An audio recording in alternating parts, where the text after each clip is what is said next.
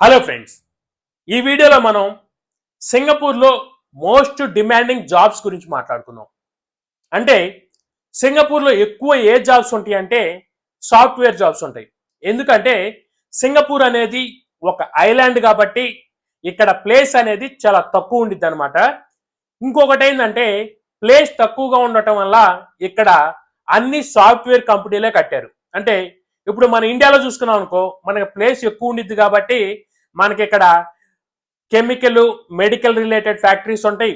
అదేవిధంగా manufacturing companies, అంటే ప్రతి వస్తువు కూడా మనకి ఇండియాలో తయారవుతుంది. అందువల్ల ఏంటంటే మ్యానుఫ్యాక్చరింగ్ కంపెనీలు ఎక్కువ ఉంటాయి. అదేవిధంగా సాఫ్ట్వేర్ కంపెనీలు ఉంటాయి. కాకపోతే ఏంటంటే సింగపూర్లో అలా ఉండదు అనమాట. సింగపూర్ అనేది ప్లేస్ తక్కువగా ఉండటం వల్ల అన్ని సాఫ్ట్వేర్ కంపెనీలే కట్టారు. సో ఈ సాఫ్ట్వేర్ కంపెనీలో కూడా ఎక్కువ ఏంటంటే సాఫ్ట్వేర్ జాబ్సే ఉంటాయి, కానీ ఇంకా అదర్ జాబ్స్ అనేది చాలా తక్కువ ఉంటాయి అనమాట. ఈ సాఫ్ట్వేర్ జాబ్స్ లో ఏ టెక్నాలజీకి ఎక్కువ జాబ్స్ ఉంటాయో కూడా ఇప్పుడు చూద్దాం. అంటే ఇప్పుడు ప్రెసెంట్ ఉన్న సిచ్యువేషన్ లో సింగపూర్ లో మన ఇండియన్స్ కి చాలా తక్కువ మందికే వీసాలు రెన్యువల్ అవుతున్నాయి. కాకపోతే ఏంటంటే ఇప్పుడు నేను చెప్పే టెక్నాలజీస్ మీద ఎవరైతే వర్క్ చేస్తున్నారో వాళ్ళకి ఈజీగా వీసా రెన్యువల్ అవుతుంది. ఇంకొకటి ఏంటంటే వీళ్ళు ఇండియాకి కూడా వెళ్ళి క్యాండిడేట్స్ని తీసుకొస్తున్నారు అనమాట. సో ఎందుకంటే డిమాండింగ్ టెక్నాలజీకి ఇక్కడ వర్కర్స్ దొరకరు అనమాట. అంటే ఎంప్లాయీస్ దొరకపోవటం వల్ల వీళ్ళు ఇండియా నుంచి కూడా తీసుకొస్తున్నారు. తీసుకొచ్చినా కానీ వాళ్ళకి వీసాలు రెన్యువల్ అవుతుంది అనమాట. అంటే నేను చెప్పే టెక్నాలజీస్ ఇప్పుడు ఎవరైనా ఇండియాలో ఆ టెక్నాలజీ మీద వర్క్ చేస్తున్నట్లయితే మీరు ఇప్పుడు కూడా సింగపూర్లో ట్రై చేసుకోవచ్చు అనమాట. అంటే మీకు ఈజీగా జాబ్ వచ్చింది. ఎందుకంటే ఇప్పుడు కొత్తగా ఏఐ వచ్చింది. సో ఓల్డ్ టెక్నాలజీ అన్నీ కూడా ఏంటంటే న్యూ టెక్నాలజీకి మైగ్రేట్ అవుతున్నాయి. సో అందువల్ల ఏంటంటే ఇప్పుడు లేటెస్ట్గా వచ్చిన టెక్నాలజీస్కి డిమాండ్ బాగుంది. దానిలో కూడా ఏంటంటే ఇప్పుడు నేను చెప్పబోయే టెక్నాలజీస్ అంటే ఆర్టిఫిషియల్ ఇంటెలిజెన్స్, మిషన్ లెర్నింగ్, ఈ టెక్నాలజీకి కాల్స్ బాగుంటాయి. అదేవిధంగా శాలరీస్ కూడా బాగుంటాయి అనమాట.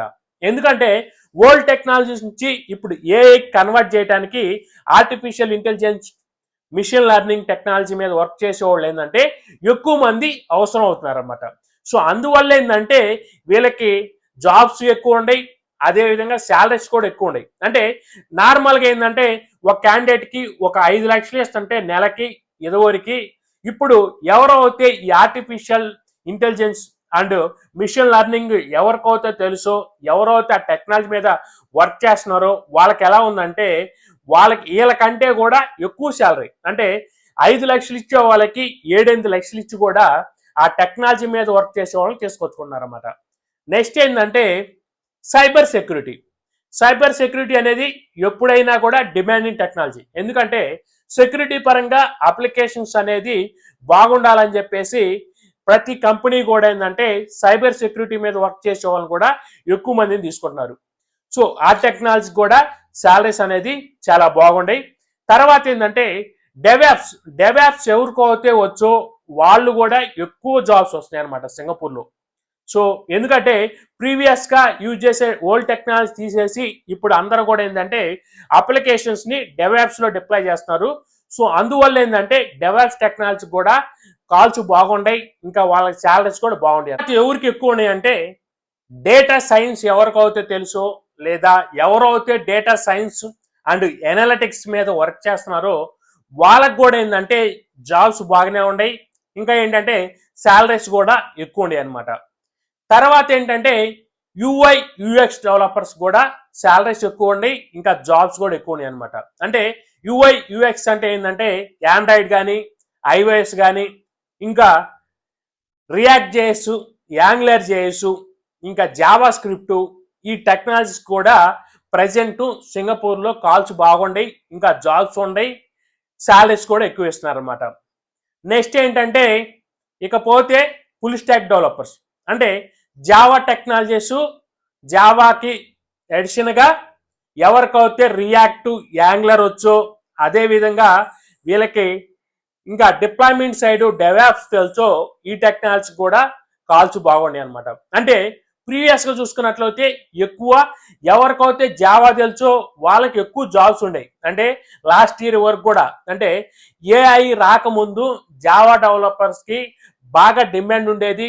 అదేవిధంగా శాలరీస్ కూడా బాగుండేవి అనమాట. అంటే ఒక ప్రాజెక్ట్లో ఒక 400 మెంబర్స్ వర్క్ చేస్తుంటే దాంట్లో 100 మెంబర్స్ జావా డెవలపర్సే ఉండేవాడు. సో ఇప్పుడు ఏం జరిగిందంటే, ఇప్పుడు ఈ ఎవరైతే జావా డెవలపర్స్ ఉన్నారో వాళ్ళు మొత్తాన్ని కూడా సింగపూర్ కంపెనీస్ ఏం చేస్తున్నారంటే, ఇక్కడ బడ్జెట్లు ఎక్కువైపోవటం వల్ల కొంతమంది డెవలపర్స్ ఏం చేస్తున్నారంటే ఇండియాకి కానీ లేకపోతే మలేషియాకి కానీ షిఫ్ట్ చేస్తున్నారన్నమాట. ఎందుకంటే బడ్జెట్ అనేది సింగపూర్లో ఒక క్యాండిడేట్కి 6 లక్షలు ఇచ్చి చేయించుకునే క్యాండిడేట్కి ఇండియాలో అయితే 2 లక్షలతో చేయించుకోవచ్చు అనమాట. అదేవిధంగా మలేషియాలో అయితే 3 లక్షలకే సేమ్ క్యాండిడేట్, సేమ్ నాలెడ్జ్ ఉన్న క్యాండిడేట్ దొరుకుతారు. సో అందువల్ల ఏంటంటే జావా రిలేటెడ్ ప్రాజెక్టులు మొత్తం కూడా ఏంటంటే ఇప్పుడు ఒక 15% లేకపోతే 25% సింగపూర్లో ఉండి మిగతా 70-75% ఏంటంటే ఇండియాకి లేదా మలేషియాకి మూవ్ చేస్తున్నారు అనమాట. అంటే బడ్జెట్లు తక్కువ చేసుకోవడానికి, బడ్జెట్ని రెడ్యూస్ చేయడానికి ఏం చేస్తున్నారంటే కంపెనీలు డెవలపర్స్ మొత్తాన్ని ఏంటంటే ఆఫ్ షోర్కి మూవ్ చేస్తున్నారు. సో ఎవరైతే అవసరం అవుతారో, అంటే ఆ కంపెనీలో ఎవరైతే పర్మనెంట్ ఎంప్లాయీస్ ఉంటారో లేకపోతే ఎవరన్నా ఇంకా ప్రాజెక్ట్కి సంబంధించి మంచి నాలెడ్జ్ ఎవరికి ఉంటుందో వాళ్ళని సింగపూర్లో ఉంచుకుంటున్నారు. కానీ కొదవలు మొత్తాన్ని ఏంటంటే ఇండియాకి మలేషియాకి షిఫ్ట్ చేస్తున్నారు అనమాట. ఇంకా ఏంటంటే ఎవరైతే బ్యాంకింగ్ డొమైన్ మీద వర్క్ చేస్తున్నారో వాళ్ళకి ఈజీగా సింగపూర్లో జాబ్ రావడానికి ఉంటుంది అనమాట. ఎందుకంటే సింగపూర్లో ఎక్కువగా ఉండే కంపెనీలు ఏంటంటే బ్యాంకింగ్ రిలేటెడ్ కంపెనీ ఉంటాయి. అందువల్ల ఏంటంటే ఇక్కడ అందరూ కూడా ఏంటంటే బ్యాంకింగ్ డొమైన్ తెలిసిన వాళ్ళే తీసుకుంటారన్నమాట. అంటే మీరు ఇండియాలో వర్క్ చేస్తున్నా కానీ మీకు బ్యాంకింగ్ డొమైన్ మీద నాలెడ్జ్ ఉంటే మీరు సింగపూర్లో ఈజీగా జాబ్ తెచ్చుకోవచ్చు అనమాట. అదేవిధంగా ఏంటంటే బ్లాక్ చైన్ టెక్నాలజీ తెలిసిన వాళ్ళు కానీ ఇంకా ట్రేడింగ్ రిలేటెడ్, అంటే ఇప్పుడు మనం చూసాం కదా స్టాక్స్ ఇవి ఉంటాయి.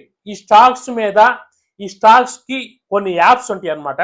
సో ఆ యాప్స్ మీద వర్క్ చేసిన వాళ్ళు ఎవరైతే ఉంటారో వాళ్ళకి డిమాండింగ్ ఎక్కువ ఉంటుంది అనమాట. ఎందుకంటే ఈ స్టాక్స్ రిలేటెడ్ కంపెనీస్ కొన్ని ఉంటాయి. సో వాళ్ళకి ఏంటంటే ఎవరైతే ఆ స్టాక్స్ రిలేటెడ్ ప్రాజెక్టుల మీద వర్క్ చేస్తున్నారో వాళ్ళకేంటంటే డొమైన్ నాలెడ్జ్ ఎక్కువ ఉండిద్ది కాబట్టి ఆ స్టాక్ రిలేటెడ్. సో అందుకోసం అని చెప్పేసి ఆ స్టాక్ రిలేటెడ్ మీద వర్క్ చేసే క్యాండిడేట్స్ని కూడా ఎక్కువ శాలరీస్ తెచ్చుకుంటారన్నమాట. అంటే ఇది మాత్రం ఎక్కువ ఉంటాయి అనమాట. అంటే శాలరీస్ ఎలా ఉంటాయి అంటే ఒక క్యాండిడేట్కి 5 లక్షలు ఇచ్చే కాడ 10 లక్షలు కూడా ఇస్తుంటారు అనమాట. ఈ stocks related trading related domain మీద ఐటీ జాబ్స్లో డిమాండింగ్ జాబ్ చూసాం. ఇప్పుడు నాన్ ఐటీలో ఏ జాబ్స్కి ఎక్కువ డిమాండ్ ఉందో కూడా చూద్దాం. అంటే సాఫ్ట్వేర్ జాబ్సే కాదు, ఇక్కడ నాన్ ఐటీ జాబ్స్ కూడా ఉంటాయి. అంటే ఎలాంటి జాబ్స్ ఉంటాయి అంటే ఇక్కడ వేర్ హౌస్లు ఉంటాయి అనమాట కొన్ని. అంటే వేర్ హౌస్లు అంటే ఏంటంటే ఇప్పుడు ఇక్కడ ఏంటంటే ప్రొడక్ట్స్ ఏది మ్యానుఫ్యాక్చరింగ్ అవ్వదు కాబట్టి అన్ని ప్రొడక్ట్స్ అనేది చైనా నుంచి, ఇండియా నుంచి, మలేషియా నుంచి, ఇంకా ఇండోనేషియా నుంచి, ఇక్కడ చుట్టుపక్కల కంట్రీస్ నుంచి ప్రొడక్ట్స్ అన్ని కూడా సింగపూర్కి వస్తుంటాయి. ఆ వచ్చినవి ఏంటంటే ఇక్కడ కొన్ని వేర్ హౌస్లు ఉంటాయి అనమాట. అంటే పెద్ద పెద్ద గూడాలు ఉంటాయి. సో ఆ గూడాల్లో ఏంటంటే ఈ వచ్చిన ప్రొడక్ట్స్ మొత్తాన్ని ఏంటంటే స్టోర్ చేస్తారు. సో స్టోర్ చేసి వాళ్ళు ఇక్కడ మొత్తం టౌన్ మొత్తానికి ఏంటంటే సిటీలో మొత్తానికి ఏంటంటే ఈ ప్రోడక్ట్ అనేది డిస్ట్రిబ్యూట్ చేస్తుంటారు అనమాట. అంటే సేల్ చేస్తుంటారు. సో సేల్స్ చేసే కాడ ఇక్కడ సేల్స్ మేనేజర్స్ ఉంటారు అన్నమాట. సో ఆ సేల్స్ మేనేజర్ జాబ్స్ కూడా డిమాండింగ్ జాబ్సే.